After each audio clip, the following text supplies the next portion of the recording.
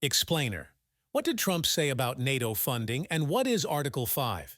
Former U.S. President Donald Trump raised a storm of criticism from the White House and top Western officials for suggesting he would not defend NATO allies who failed to spend enough on defense and would even encourage Russia to attack them.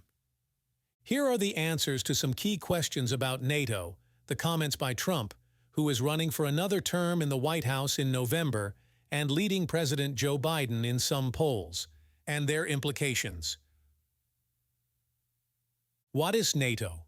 Founded in 1949 to counter the Soviet Union with Cold War tensions rising, the North Atlantic Treaty Organization is a political and military alliance of countries from North America and Europe. Enshrined in Article 5 of its founding treaty is the principle of collective defense, the idea that an attack on one member is considered an attack on all of them. NATO takes decisions by consensus, but the political and military strength of the United States means that it is by far the most powerful country in the alliance, with its nuclear arsenal seen as the ultimate security guarantee. Which countries are in NATO? NATO currently has 31 members, most of them European nations, plus the United States and Canada. The newest member is Finland, which joined last April in reaction to Russia's 2022 invasion of Ukraine. Sweden applied to join along with Finland, but is waiting for Hungary to ratify its application as the final major step before membership. During the Cold War, NATO's main focus was protecting Western Europe from the Soviet Union. After the 1989 fall of the Berlin Wall, NATO expanded to take in former communist bloc countries from Central and Eastern Europe. NATO's members range from large countries such as Britain, France, Germany, and Turkey to small nations such as Iceland and Montenegro. What did Trump say about NATO? As U.S. President from 2017 to 21, Trump often lambasted NATO and members such as Germany, accusing them of not paying enough for their own defense and relying on Washington to protect them. He openly questioned the collective defense principle.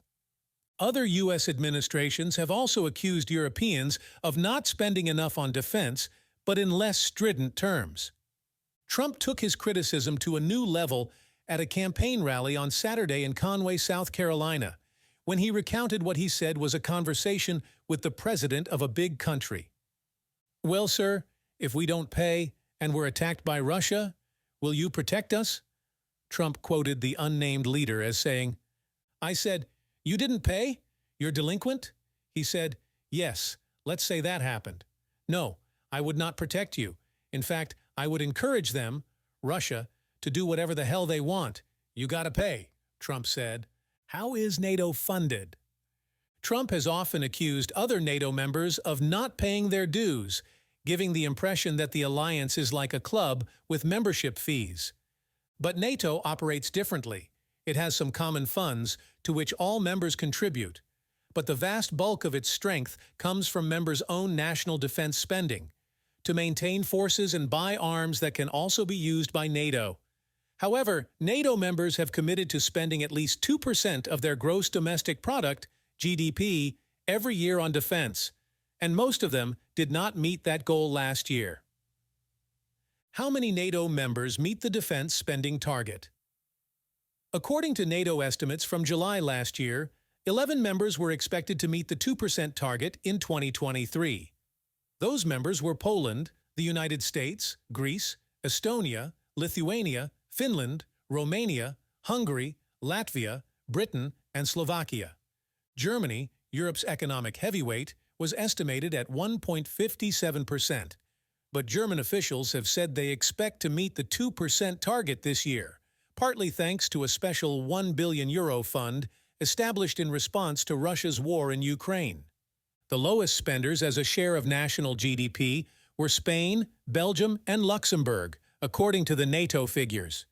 NATO is expected to release updated figures in the coming days that will show more allies meeting the 2% target, according to people familiar with the data. What is NATO's Article 5?